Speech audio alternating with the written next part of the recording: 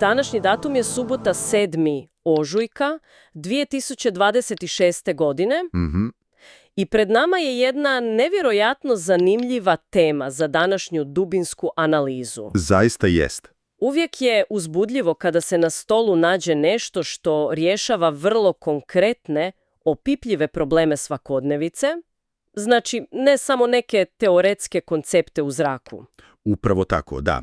Ovdje govorimo o praksi. Da, danas se secira jedna specifična aplikacija i njeni prateći materijali.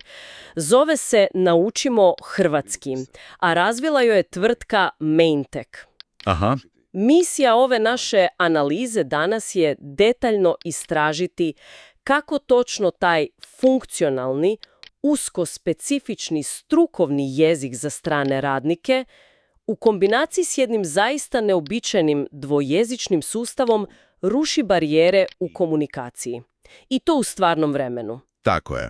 Pa, idemo ovo raspakirati. Može. Jer ono što odmah na prvu upada u oči jest da ovo apsolutno nije klasično učenje gramatike iz onih prašnjavih udžbenika. Nema onih beskonačnih tablica s parižima i slično. Nema, da. Ovo djeluje kao čisti alat za preživljavanje.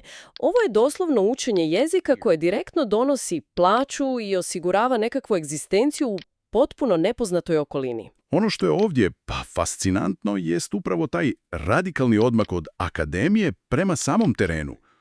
Mislim, kada se sagleda šira slika modernih radnih migracija, jedan od najvećih, a često zapravo zanemarenih izvora stresa za svakog stranog radnika je onaj inicijalni šok. Šok nemogućnosti osnovne komunikacije, pretpostavljam. Točno. Nije tu primarno riječ o sposobnosti vođenja dugih filozofskih razgovora uz kavu na pauzi. Riječ je o rješavanju trenutačnih operativnih problema. Na primjer? Pa, kako tražiti alat? Kako reći da je nešto opasno? Usvajanje jezika u ovakvim visokospecifičnim radnim scenarijima direktno smanjuje taj ogromni pritisak.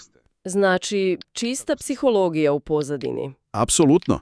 Psihološki gledano, kada radnik na gradilištu zna kako prijaviti problem bez mahanja rukama i opće panike, razina stresa drastično pada. A samim time, produktivnost i sigurnost na radu automatski rastu. Upravo to. Ovdje se vidi jedan savršen prijelaz s onog teoretskog učenja jezika radi samog jezika na strogo funkcionalno usvajanje znanja radi pukog funkcioniranja. Ali tu dolazimo do prvog koraka u aplikaciji koji je, blago rečeno, kontraintuitivan. Misliš na most? Da, mislim na taj dvojezični most. Sučelje započinje nečim što se upravo tako i naziva. Korisniku se odmah na početku nudi opcija odabira poznatog jezika Europske unije. Na primjer engleskog, koji će služiti kao posrednik. I onda uz to ide odabir materinjeg jezika, recimo arapskog. Da, to je taj inovativni pristup. I onda se otvara rječnik u 3 stupca. Znači, imamo hrvatski, engleski pa arapski. Primjeri su vrlo jasni i vizualni. Imamo auto na hrvatskom, pa auto na engleskom i arapski ali. Tako je. Ili recimo bicikl, pa engleski bike i arapski daradžam. Da. Glagoli idu istom logikom. Baciti, engleski throw i onda arapski jermi. E sad, moje pitanje je zašto uvoditi treći jezik? Zvuči komplicirano na prvu. Pa da. Zar nije logičnije i brže učiti direktno s arapskog na hrvatski? Uvođenje engleskog kao posrednika zvuči kao dodavanje nepotrebnog koraka, kao kompliciranje nečega što bi trebalo biti jednostavno.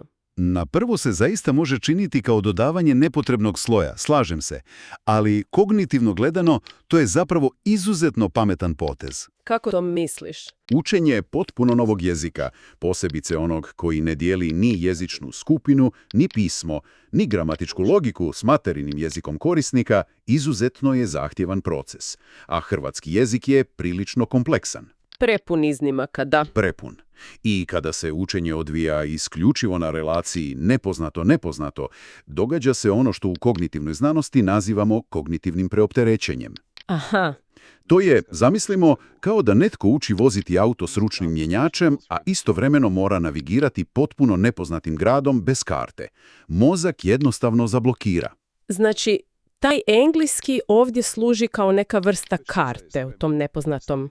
U nepoznatom gradu, tako je. Upravo to. Engleski jezik čak i na nekoj vrlo osnovnoj razini danas je globalno prisutan. Istina, da. Gava se taj kratki spoj u mozgu. Umjesto da mozak mora istovremeno dekodirati potpuno novi koncept, novi zvuk i potpuno novu riječ na hrvatskom. Engleski služi kao već poznato sidro. Točno to, poznato sidro. Kada radnik vidi throw, on već zna koncept. Već ima tu mentalnu sliku radnje u glavi i sada samo mora na to nalijepiti novu zvučnu oznaku na hrvatskom. Znači riječ baciti. Da, to stvara nevjerojatan osjećaj sigurnosti jer se ne kreće od apsolutne nule. Koristi se postojeće predznanje kako bi se lakše i puno brže apsorbiralo ovo novo. Kad se to tako postavi, moram priznati da ima puno više smisla. To sidro praktički eliminira onaj strah od nepoznatog i omogućava da se odmah krene na stvar. Apsolutno. I tu dolazimo do onoga što je srž ove analize danas, do same arhitekture aplikacije. Primijetila sam da se ona grana na dva glavna puta. Tako je, postoji jasna podjela. Prvi put je opće učenje jezika, a drugi, onaj kojem se u materijalima posvećuje najviše pažnje, je profesionalni jezik za poslove. E sad, kad se uđe u taj profesionalni dio, očekivalo bi se da postoji recimo jedna opća kategorija poput građevina. Da, i unutar nje 50-ak nekih osnovnih općenitih riječi. Upravo to. Međutim, ovdje se išlo na nevjerojatnu mikrorazinu. Aplikacija nudi rječnike koji su odvojeni po izrazito uskim, specifičnim zanimanjima. Ta granularnost je ključna. Nema općenitog pristupa jer općeniti pristup na terenu jednostavno ne funkcionira. To se jako dobro vidi iz same strukture u izvorima. U građevini, na primjer, nije to samo radnik ili construction worker. Postoji zidar, odnosno bricklayer. Zatim armirač, tesar. Da, tu je i fasadar, pa pomoćni radnik te čistač. Sve je odvojeno. I to u samo jednom sektoru. Ako se prebacimo na ugostiteljstvo, jasno su razdvojeni kuhar, dakle cook, konobar, odnosno waiter, i pomoćni radnik u kuhinji. Dalje, mehanika i tehnika nude bravara, varioca, to jest welder, pa automehaničara, električara. U transportu tu je vozač kamiona, bagerist, pa čak i poštar. Pokrili su zaista širok spektar. Jesu. Tu je i infrastruktura s vodoinstalaterima, cijevarima, stolarima i radnicima na vodovodu i kanalizaciji. Da. Ali moram pitati, zašto je bilo potrebno razdvajati rječnik za zidara od onog za fasadera ili armirača? Mislim, zar nije to sve ista bauštela? Zar se taj rječnik ne preklapa velikim dijelom? Naravno da postoji preklapanje u nekim osnovnim pojmovima. Svi trebaju znati reći dobar dan ili voda, ali svaki od tih poslova ima svoj potpuno izolirani ekosustav. Svoj specifičan radni žargon. Znači, alat se razlikuje? Drastično. Zidaru na skeli trebaju potpuno drugačiji alati, materijali i naredbe nego armiraču koji na drugoj strani gradilišta postavlja željezo. Tradicionalni tečajevi često mjesecima podučavaju gramatička pravila i onaj općeniti vokabular. Boje, dane u tjednu. Da, opise prirode i slično.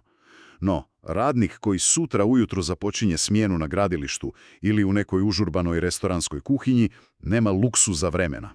Nema mjesec dana za učenje boja. Nema ni tjedan dana. Njemu te riječi trebaju danas. I zato kroz ovu aplikaciju on prolazi kroz takozvane scenarije. Što točno znače ti scenariji u kontekstu recimo ugostiteljstva? Pokušavam si zamisliti kuhara i konobara u praksi. To je odličan primjer za usporedbu. Konobar komunicira s gostima, prima narudžbe, objašnjava jelovnik, rješava nekakve prigovore. Njegov scenarij je strogo fokusiran na učtivost, brojeve, nazive jela i navigaciju kroz salu. S druge strane, kuhar u stražnjem dijelu restorana komunicira u uvjetima visokog stresa i buke. Tamo nema previše učtivosti, pretpostavljam. Tamo nema nimalo učtivosti. Njemu trebaju kratke, odriješite naredbe. Dodaj nož, pazi vruće, gdje je sol, smanji vatru. Kuharu apsolutno ne treba vokabular za pristojno pozdravljanje gosta na ulazu. Znači uče se samo glagoli akcije. Glagoli akcije i imenice specifične za inventar te iste kuhine. Učenje je ovdje bazirano isključivo na rješavanju trenutnih hitnih potreba. Prelazi se s onog apstraktnog kognitivnog treninga na usvajanje čistog radnog alata. I to onda dramatično ubrzava integraciju u radnu sredinu. Apsolutno dramatično. Dakle, prestajemo učiti jezik da bismo ga jednostavno znali, a počinjemo ga učiti da bismo ga koristili u tom istom trenu. Funkcionalnost iznad svega. Ali dobro, koliko god posao bio važan za puko preživljavanje, čovjek ipak nije robot. Postoji valjda neki život i izvan te restoranske kuhinje ili skele. Naravno. I tu dolazimo do onog drugog puta u aplikaciji koji smo spomenuli, a to su svakodnevne situacije. Taj takozvani opći jezik.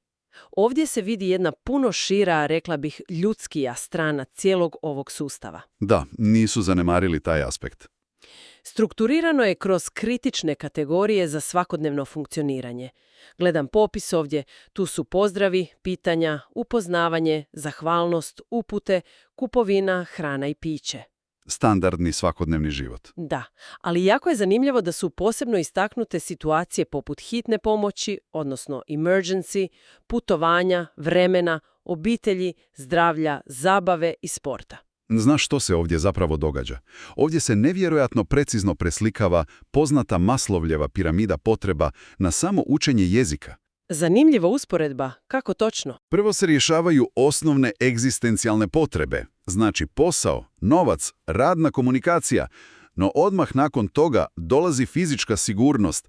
Zato su kategorije poput hitne pomoći i zdravlja ovdje postavljene kao apsolutni prioriteti. To ima logike. To nije samo pitanje učenja vokabulara za ispit, to je doslovno pitanje ljudske sigurnosti i preživljavanja u stranoj zemlji. Može li se onda reći da je to zapravo jedan veliki psihološki amortizer, kad osoba zna da može zatražiti pomoć ako joj, ne znam, na ulici pozli? Apsolutno. Sposobnost da se u ljekarni objasni simptom ili da se dispečeru hitne pomoći kaže što se točno dogodilo i gdje, predstavlja temelj osjećaja sigurnosti u bilo kojem stranom okruženju. Dok nema te osnovne sigurnosti, svaka svakodnevna radnja izvan radnog mjesta je izvor ogromnog stresa. Znači, tek kad je taj temelj postavljen, tek onda dolaze ove druge stvari. Tako je.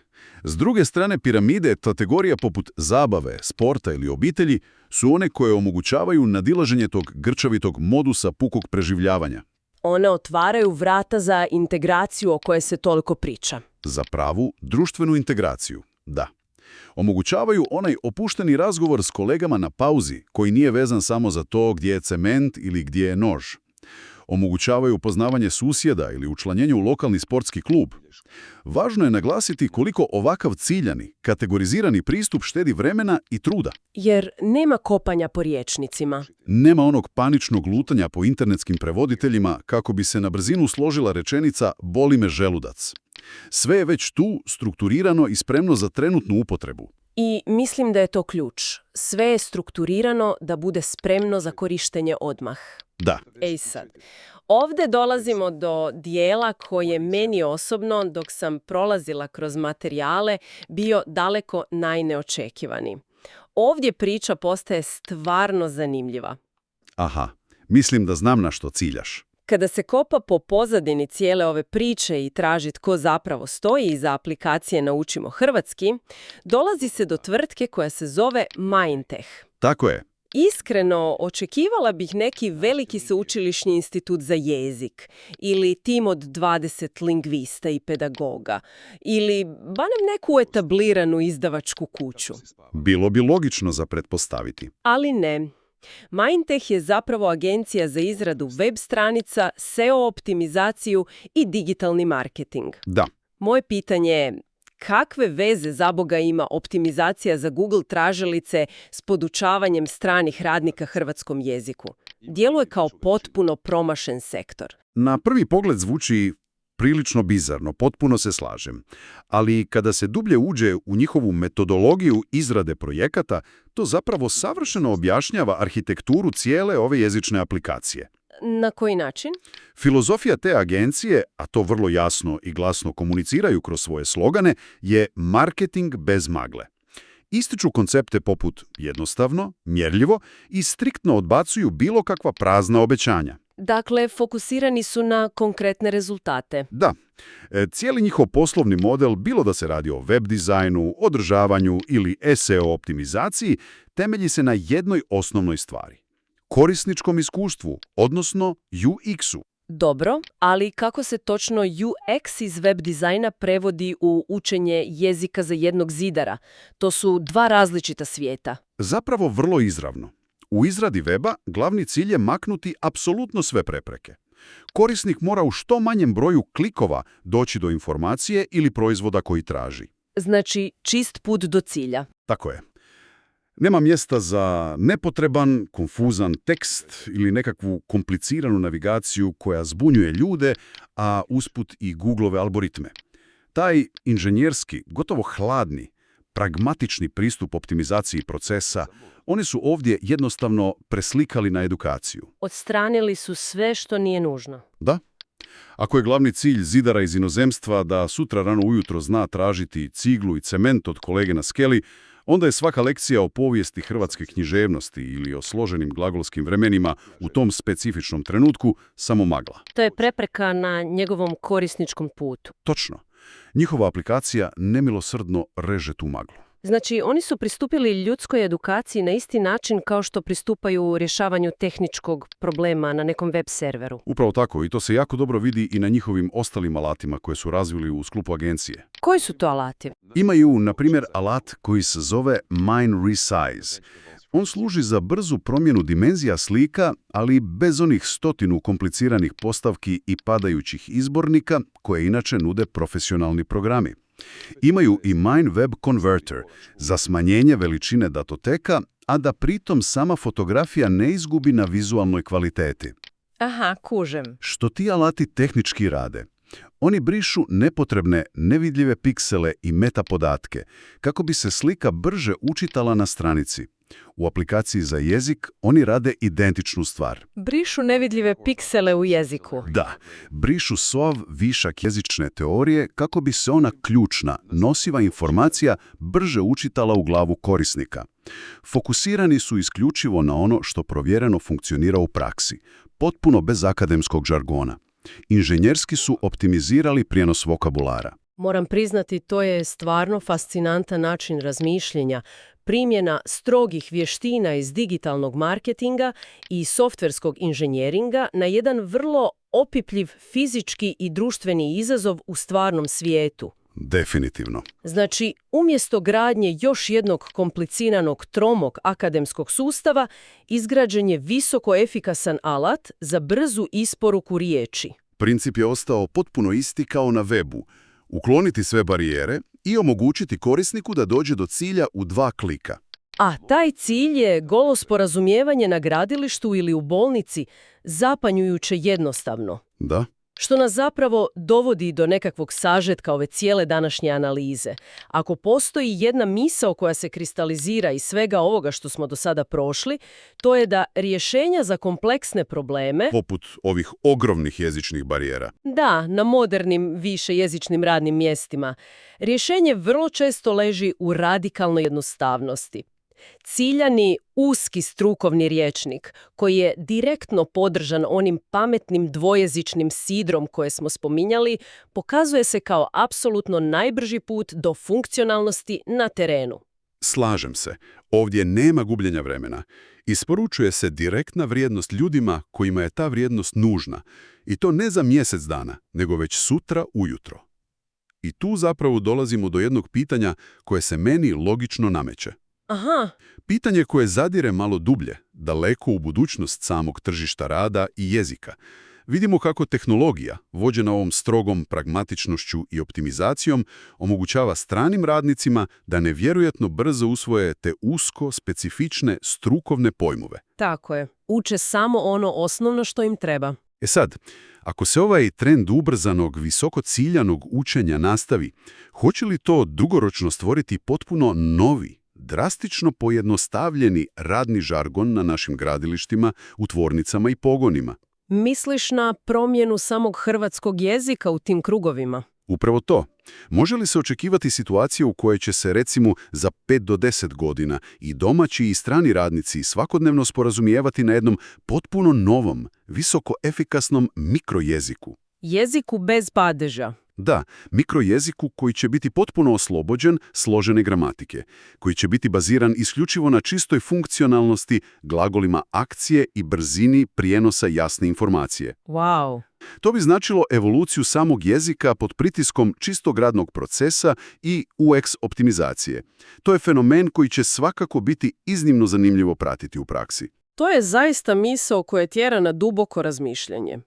Ideja da tehnologija i gola potreba tržišta doslovno u realnom vremenu stvaraju novu vrstu nekakvog radničkog esperanta. Da, radnički esperanto, odličan termin. Jezik baziran na nultoj toleranciji prema, kako bi dečki iz Mainteka rekli, magli u komunikaciji. Bez magle. I mislim da ćemo s tom mišlju zaokružiti današnje istraživanje.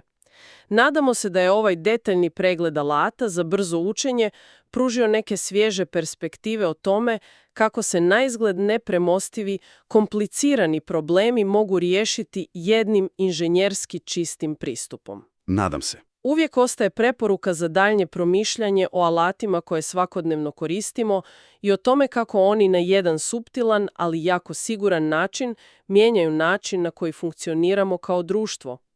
Do sljedećeg susreta i novog detaljnog pregleda, ugodan ostatak dana.